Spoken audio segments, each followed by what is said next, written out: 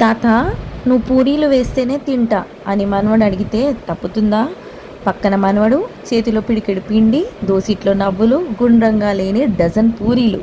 బిజీగా సాగుతున్న ప్రజా జీవితంలో మనవడితో కలిసి పూరీలు వేస్తూ గడిపిన ఈ కొన్ని క్షణాలు మధుర జ్ఞాపకాలంటూ రేవంత్ రెడ్డి అఫీషియల్ ఇన్స్టాగ్రామ్ పేజ్లో ఈ వీడియోని పోస్ట్ చేశారు.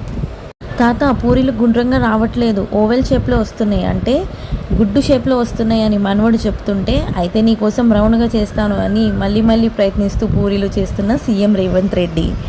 ఓకే, పూరీలు చేయటం అయిపోయింది అని రేవంత్ రెడ్డి గారు అంటే, నా ఒక్కడికి కాదు తాత, నాన్నకి అమ్మమ్మకి కూడా చేయాలి. ఈ వీడియో ఇప్పుడు ఇంటర్నెట్లో వైరల్ అవుతుంది. సో ఎంతటి సీఎం అయినా సరే, ఎంత హోదాలో ఉన్నా సరే, పిల్లల కోసం, మనవళ్ళ కోసం ఇలాంటి పరిస్థితులు వస్తాయంటూ నెటిజన్లు కామెంట్ చేస్తున్నారు.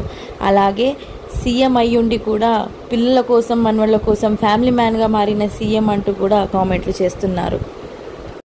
నిజానికి ఈ వీడియో చాలా చూడముచ్చటగా ఉంది కదా, అందుకే చాలా రోజుల తర్వాత ఈసారి ఈ వీడియోని చూసి పోస్ట్ చేయాలనిపించింది.